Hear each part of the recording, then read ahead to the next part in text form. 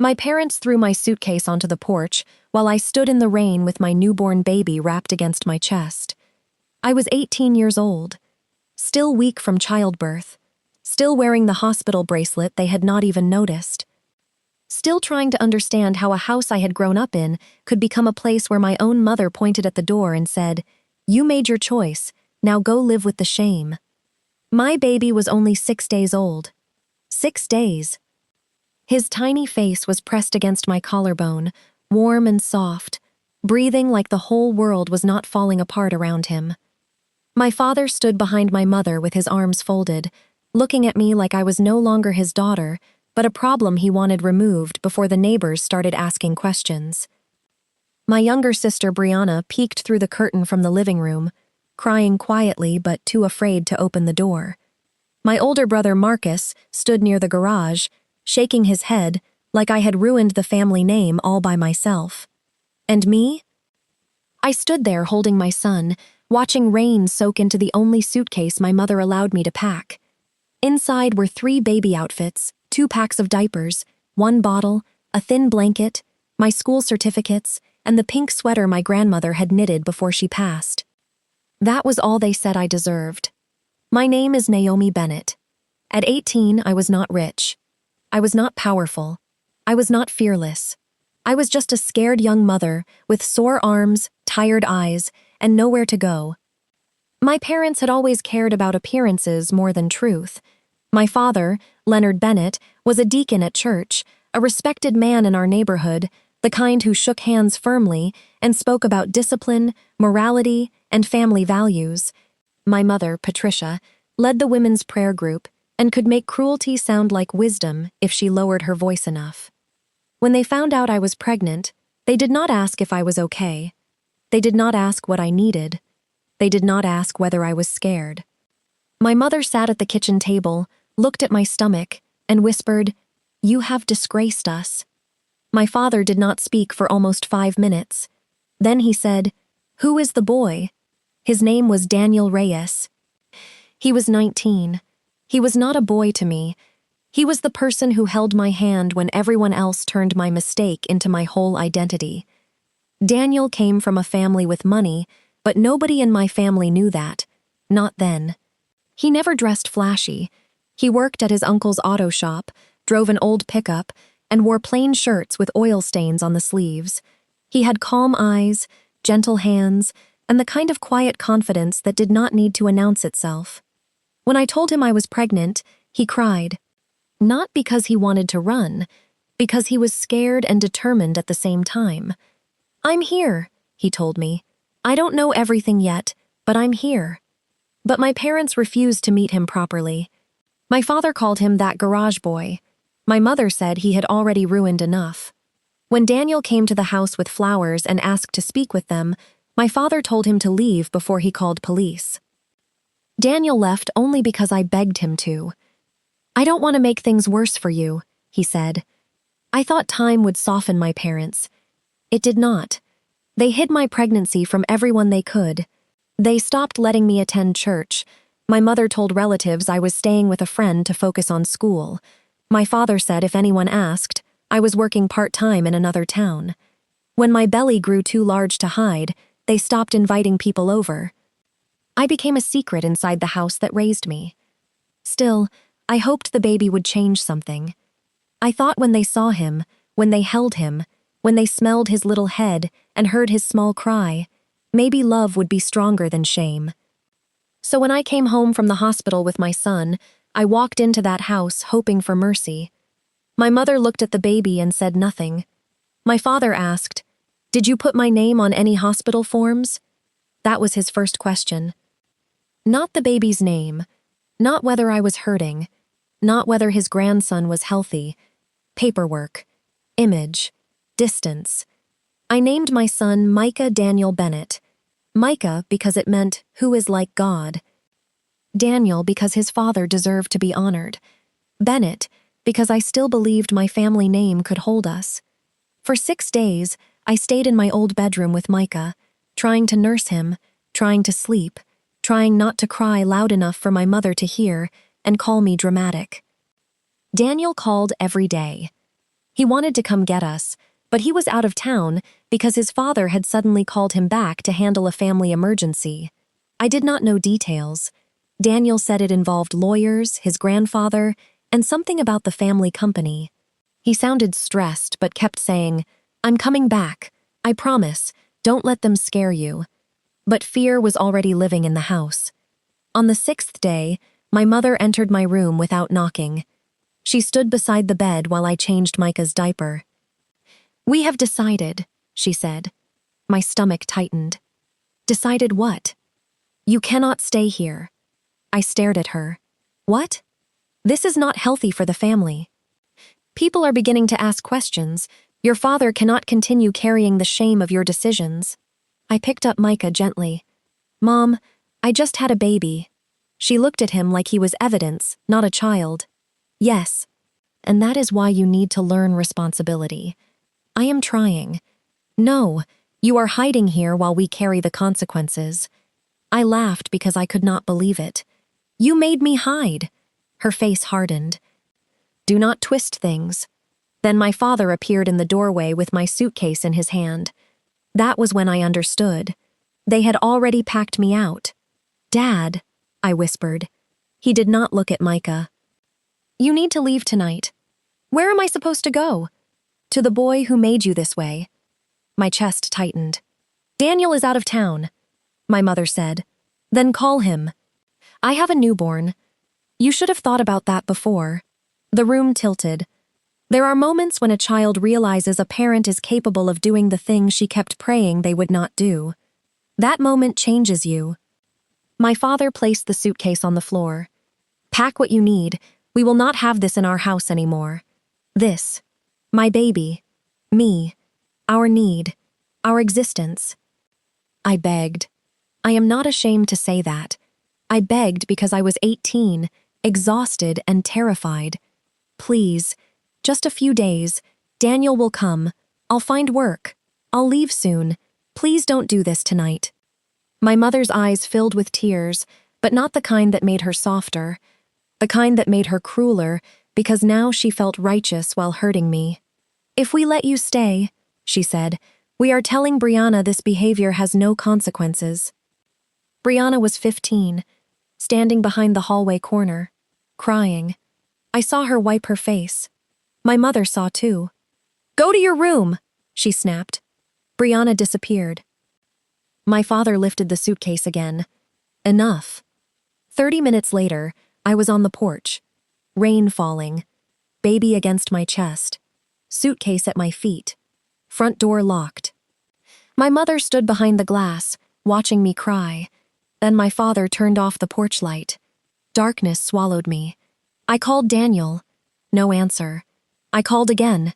No answer. Again. Again. Voicemail. Micah began crying softly, his tiny face twisting under the blanket. I held him closer. "It's okay," I whispered. But it was not okay.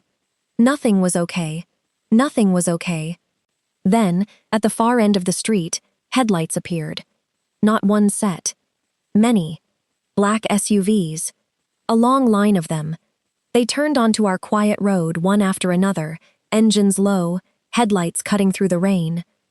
Neighbors opened curtains. My father opened the front door again, frowning. My mother stepped beside him. The convoy stopped in front of our house. 6 black vehicles, 1 silver sedan. 2 security men stepped out first, holding umbrellas. Then Daniel stepped out of the middle SUV, wearing a dark suit I had never seen before. Behind him came an older man with silver hair, walking with a cane, but carrying himself like the rain had asked permission before touching him. Daniel's face found mine. Then the suitcase. Then the locked door. Then our crying baby. Something changed in his eyes. Not anger first. Pain. Then anger. He walked toward me fast. "Naomi." I started crying harder the moment he reached me. He wrapped one arm around me and the baby carefully. "I'm here," he whispered. "I'm here. I'm so sorry." My father came down the porch steps. "What is this?" Daniel looked up slowly. The gentle garage boy my father had dismissed was gone. Or maybe he had always been more than they bothered to see. Daniel took off his suit jacket and wrapped it around my shoulders.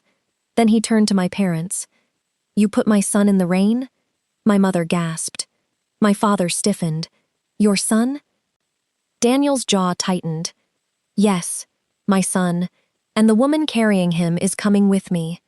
My father looked at the convoy, at the security, at the old man with the cane, at Daniel's suit. Confusion moved across his face. "Who are you?" The old man stepped forward. His voice was calm but heavy. "He is Daniel Reyes, my grandson, legal heir to Reyes Holdings, and that baby you left in the rain is my great-grandson." The street went silent. Even the rain seemed to pause. My mother's mouth fell open. My father looked like the ground had moved under him. Marcus stepped out of the garage, staring at the convoy. Brianna appeared at the doorway again, eyes wide. The old man looked at my parents with disgust. "My name is Alejandro Reyes," he said, "and if this is how you treat a young mother and a newborn child, then God help whatever family values you claim to have." My father swallowed. "Mr. Reyes, there has been a misunderstanding." Daniel looked at the suitcase. "No," he said. "There has been an understanding." He lifted the suitcase himself. Then he helped me into the warm SUV. As the door closed, I saw my mother begin to cry. Not for me. Not really. Because she had just realized the boy she called Shame had arrived with power. Before I continue, tell me where you are watching from tonight. And if you have ever been judged by people who did not know the whole story, stay with me, because sometimes the person they throw into the rain is the one a convoy came to protect. I met Daniel Reyes during the summer after graduation. I was 18, working at a small diner near the highway, saving money for community college because my parents had decided they would not help with tuition unless I studied nursing like my mother wanted. I did not want nursing. I respected nurses deeply, but I wanted business administration. I wanted to build something. I wanted offices, numbers, leadership, maybe someday my own company. My father said business was not a woman's first calling. My mother said I was getting ideas from too many books. So I worked. Double shift sometimes. The diner smelled like coffee, fried onions, syrup, and old stories. Truck drivers came in at dawn. Office workers came by lunch. Families stopped on Sundays after church. I learned to carry plates, smile through rude comments, and count tips under the counter before anyone asked to borrow them. Daniel came in one rainy afternoon, wearing a gray work shirt with Reyes Auto printed over the pocket. He sat at the counter, ordered coffee and toast, and left a $20 tip on a $7 meal. I chased him outside. "You forgot your change." He smiled. "No, I didn't. You don't have to tip that much." "I know. Then why?" He looked back through the diner window at my tired face reflected in the glass. "Because you looked like today was heavy." That sentence should not have worked. It did. He came back the next week, then the week after, sometimes with grease on his hands, sometimes with books, sometimes with his little cousin. He never flirted too loudly, never made me uncomfortable, just asked questions and listened to the answers like they mattered. "What do you want to study?" "Business." "What kind?" "I don't know yet. Maybe operations, maybe finance. I like systems." He smiled. "My grandfather says people who understand systems end up running rooms." I laughed. "My father says women who want to run rooms end up lonely." Daniel's smile faded. "Your father is wrong." Nobody had ever said that so simply. We became friends first, then more. He told me he worked at his uncle's auto shop because his grandfather believed no Reyes child should touch company money before learning how regular people earned it. I thought he was joking. "Company money?" He shrugged. "My family has some businesses." "What kind?" "Logistics, transportation, real estate, some hotels. It's complicated." I laughed. "That sounds like rich people hiding being rich." He laughed too. "Maybe, but he never acted rich. He drove an old pickup because he liked fixing it. He ate diner toast. He helped old women carry groceries. He listened when I talked about school. He once sat with me outside the library for 3 hours while I cried because my mother told me I was becoming arrogant. Daniel did not try to fix every feeling. He just stayed. That was rare. When we got too close too fast, we both knew we should slow down. We talked about it. We promised to be careful. We were young and not as wise as we thought. Then I missed a period. Then another. The test turned positive in the diner bathroom before my shift. I remember sitting on the closed toilet seat, holding the plastic stick, feeling the room spin. I called Daniel. He arrived in 12 minutes. Still in work clothes, breathing hard like he had run from the parking lot. I showed him the test. He sat down on the bathroom floor outside the stall. Neither of us spoke for almost a minute. Then he said, voice shaking, "Okay. Okay? Yes. Okay. We breathe first." I cried.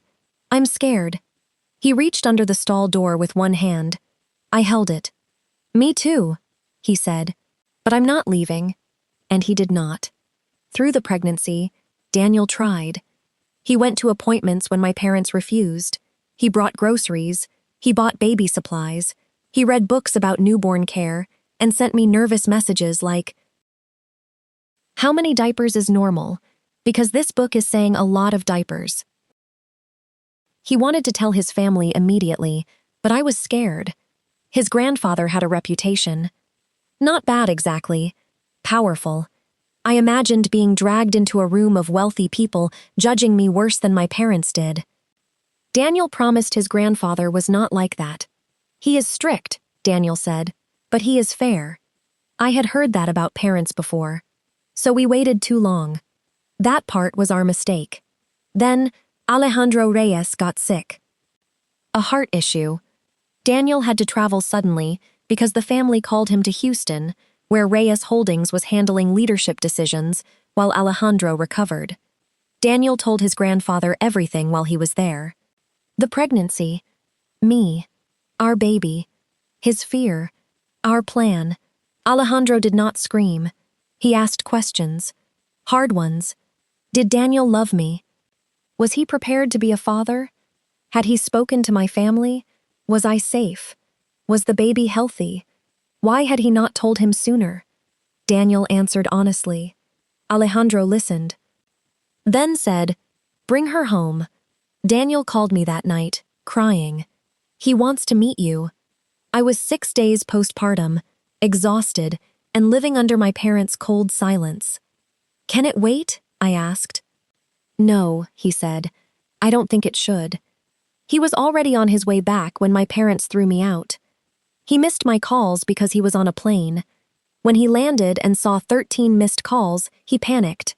By then, Alejandro had insisted on sending cars because, in his words, a newborn does not wait for pride to become organized. That was how the convoy arrived. Not to show off, to make sure we were safe. That night, inside the SUV, I could barely speak. Micah had stopped crying and was tucked against me under Daniel's jacket. Warm air filled the car. A security man in the front seat spoke softly into a phone. Daniel sat beside me, one hand near the baby's back, the other holding mine. "I'm sorry," he kept saying. "You didn't do it. I should have been there. You came." His eyes were wet. "I came late. I looked at the dark window where rain slid down like tears. But you came." We were taken to a private home outside the city.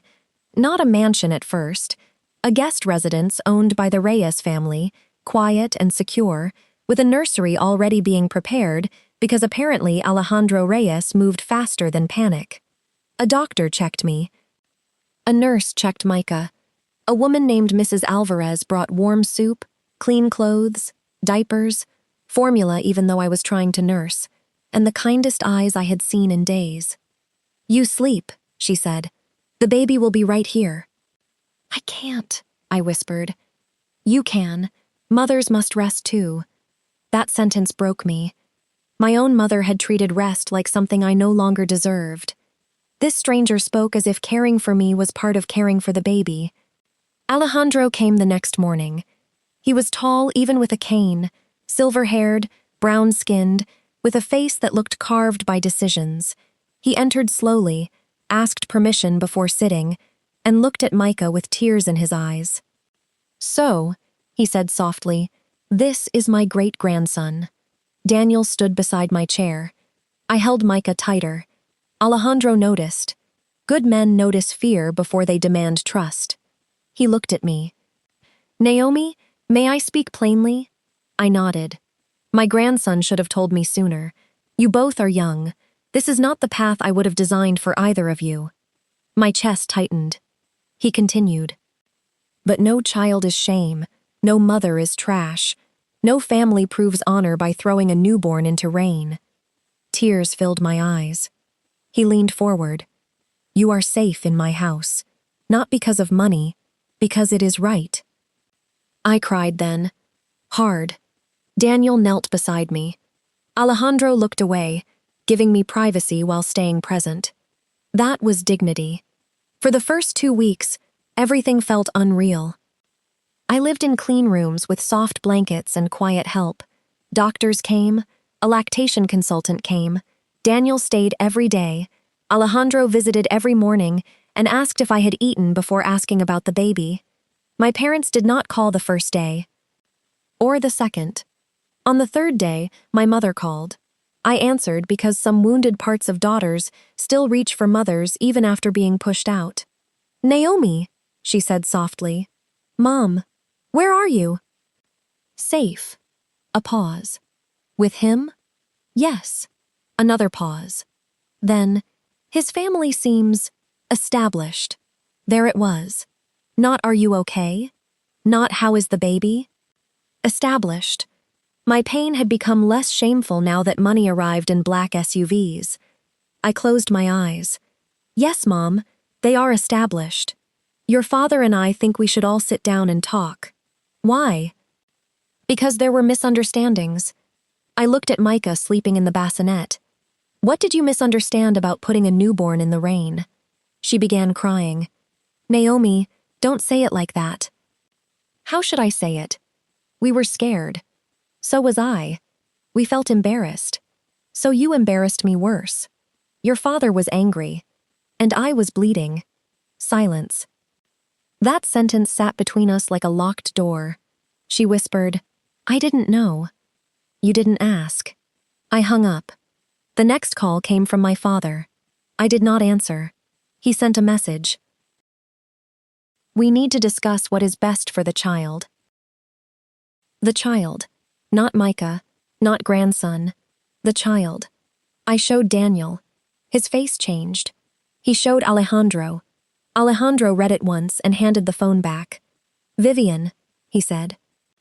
That was my first time hearing the name Vivian Hart.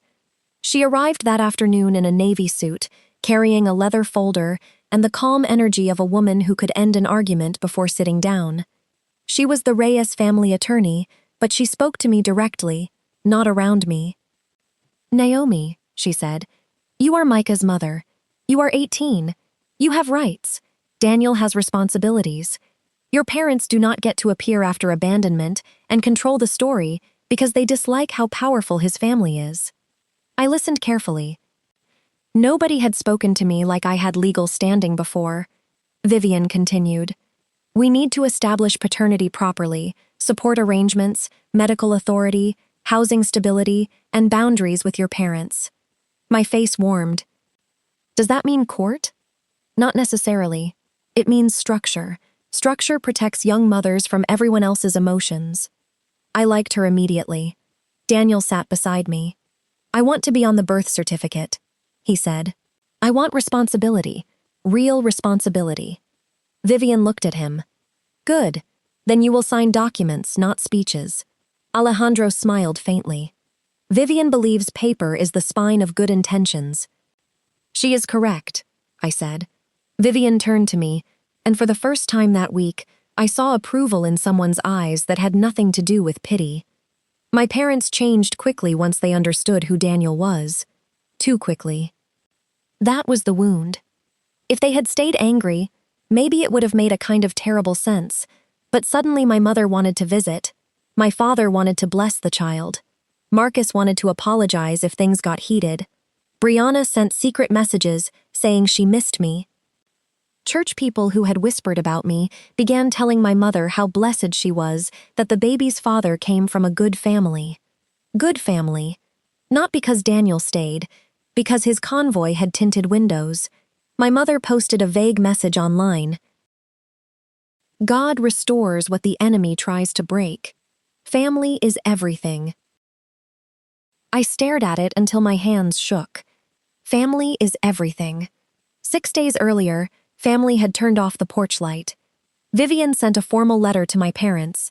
No visits without my consent. No public posts about Micah. No claims of guardianship. No attempts to contact medical providers or the Reyes household. And no statements presenting themselves as caretakers. My father called it disrespectful. Alejandro called it generous. You could have cut them off completely, he told me. I still might. He nodded. That is your right. You're right. Those words felt strange. For years, rights were things other people had. I had duties, responsibilities, expectations, shame. Now people kept telling me I had rights. It took time to believe them. 1 month after being kicked out, I agreed to meet my parents.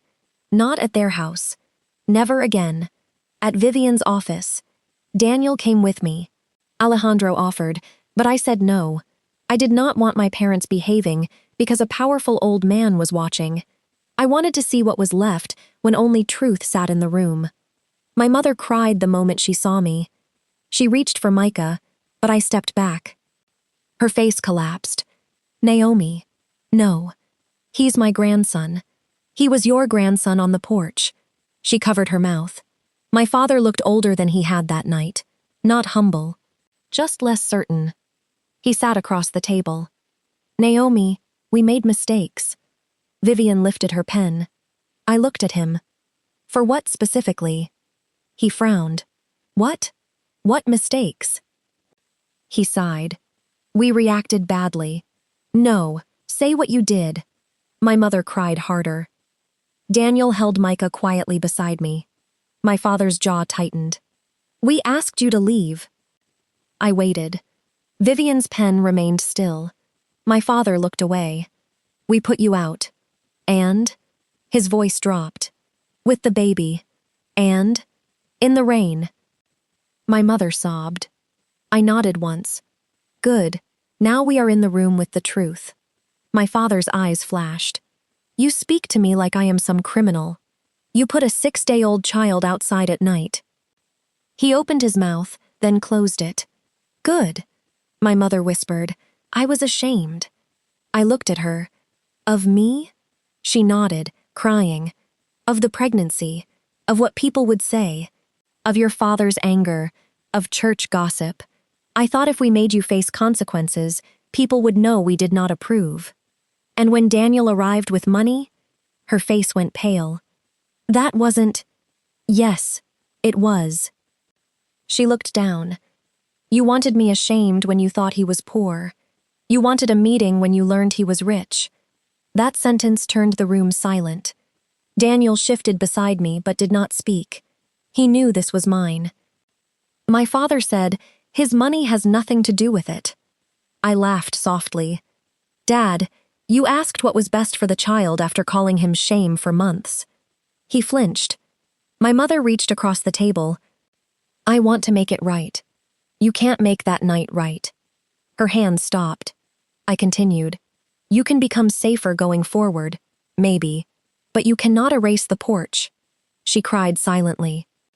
That meeting ended with rules. No unsupervised access to Micah. No public posts. No visits unless invited. No insults toward me or Daniel. No church announcements. No calling me shameful. No contacting Daniel's family separately. My father hated the rules. My mother accepted them because she wanted access. That was not the same as change, but it was a start. I did not move into Daniel's family mansion. That surprised people. They expected the convoy to become a fairy tale. Poor young mother rescued by rich baby daddy. That was not my story. The Reyes family provided a secure townhouse near Daniel's school and work. It was beautiful, but not ridiculous. Daniel lived nearby, not with me at first, because Vivian and Mrs. Alvarez both said young parents needed structure before romance tried to solve everything. They were right. Daniel and I loved each other, but we were also young, tired, and suddenly connected forever by a child. We needed to learn how to parent before pretending love alone made us wise. He came every day, changed diapers, held Micah while I slept, went to parenting classes, worked at the auto shop still, because Alejandro insisted that fatherhood did not excuse him from discipline. I started community college online when Micah was 3 months old. Business administration, the dream I thought I had lost. Alejandro paid tuition directly to the school, but only after asking me, not telling. Asking.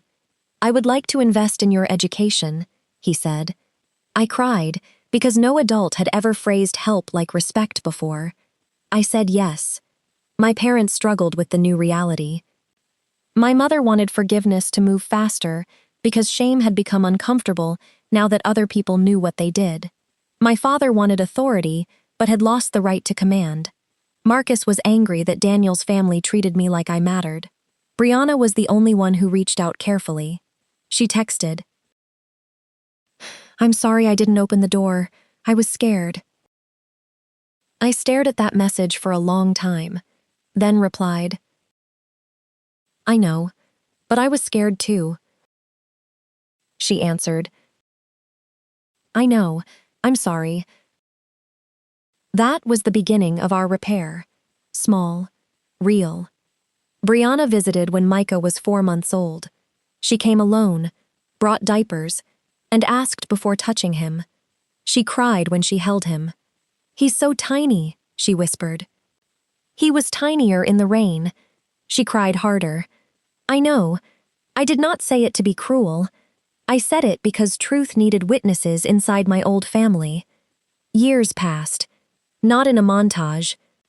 In diapers, exams, jobs, court paperwork, therapy sessions, baby fevers, late-night assignments, Daniel's work shifts, and long conversations where we learned how to become adults while raising a child.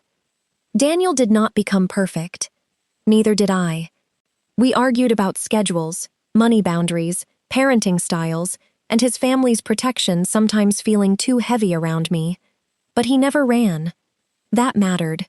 He showed up for Micah's first steps, first fever, first day at daycare, first school performance. He showed up when I passed my exams, when I got my first operations internship, when I graduated, when I started working at a healthcare logistics company. He clapped loudest every time, sometimes embarrassingly loud. Alejandro lived long enough to see Micah turn 5. He adored that boy. But he never tried to take over. That was the difference between power and control. Before he died, he called me to his study.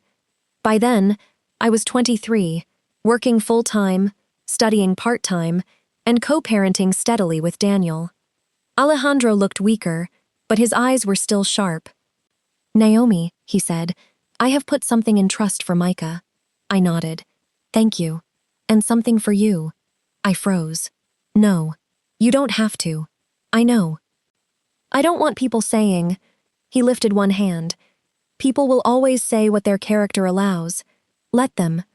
I swallowed. He continued, "This is not payment, not charity. It is recognition. You protected my great-grandson when you had less power than everyone around you. You returned to school. You built discipline. You allowed us into your life without surrendering yourself. That deserves support." I cried. He handed me a folder. Inside was not a fortune that made life meaningless. It was a structured education and housing trust, enough to secure my future while requiring me to keep building.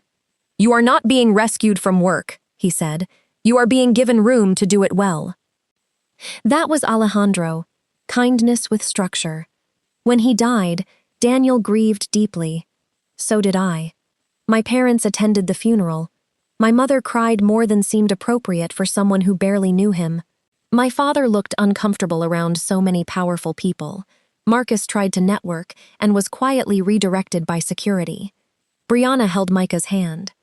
After the funeral, my father said, "He was a great man." I looked at him. Yes, he knew how to protect a child.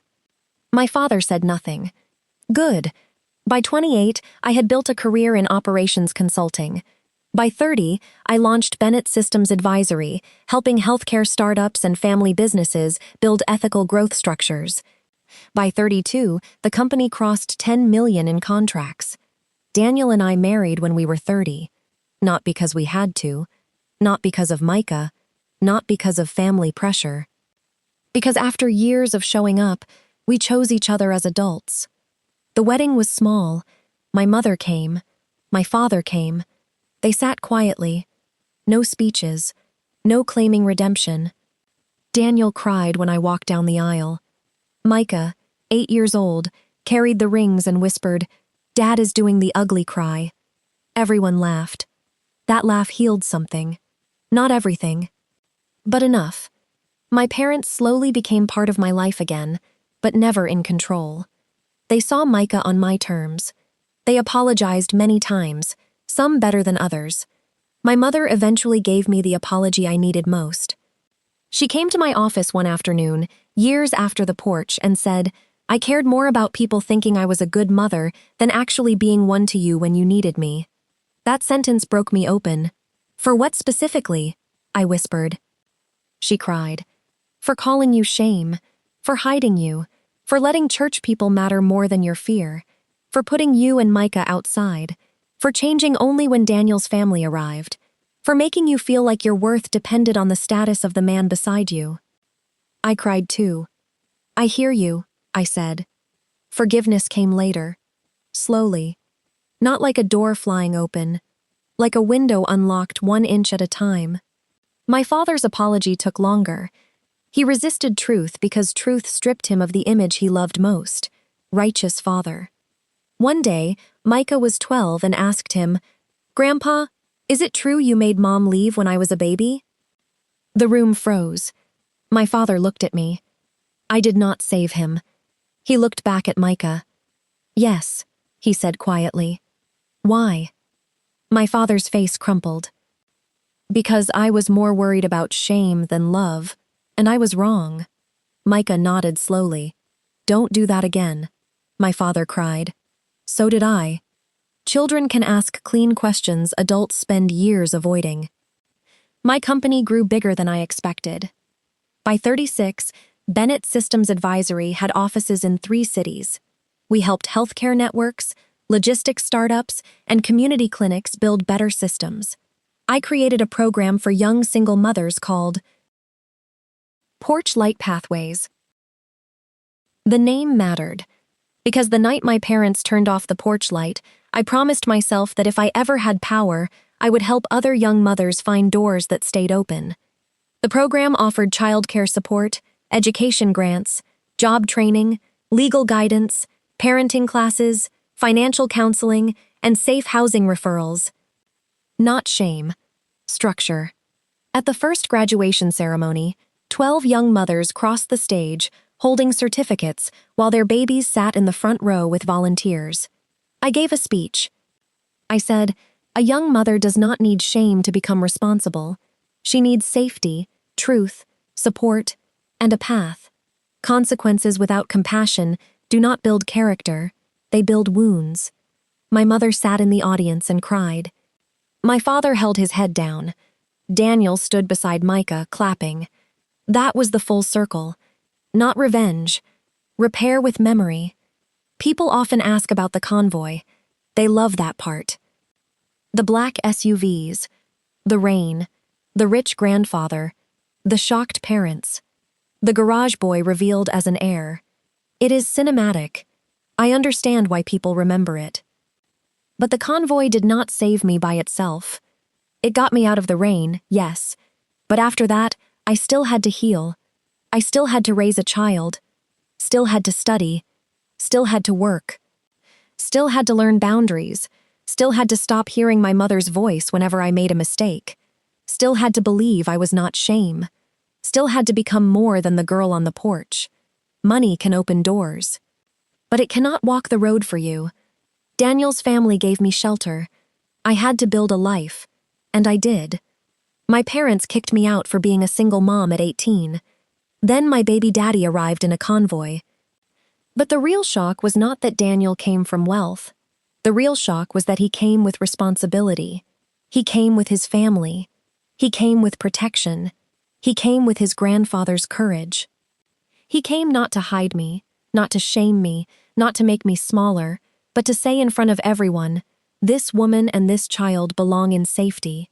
That is what love should do. It should not always need black SUVs, but it should arrive. It should stand beside you when people point. It should protect the child before protecting reputation. It should correct family when family is wrong. It should sign documents, show up to appointments, change diapers, and respect your dreams after the drama ends. If you are listening and you are a young parent, or you became a parent before people thought you were ready, hear me clearly. You are not shame. Your child is not shame. Your life is not over because it became harder. You still deserve safety. You still deserve education. You still deserve respect. You still deserve a future. But also hear this. Love must become responsibility, not just emotion. The person who says they care must show up with action, structure, honesty, and support. Big words do not feed babies. Promises do not pay bills. Tears do not replace presents.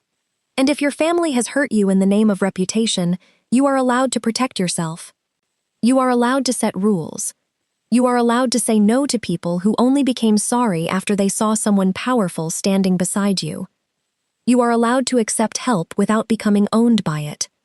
You are allowed to build slowly.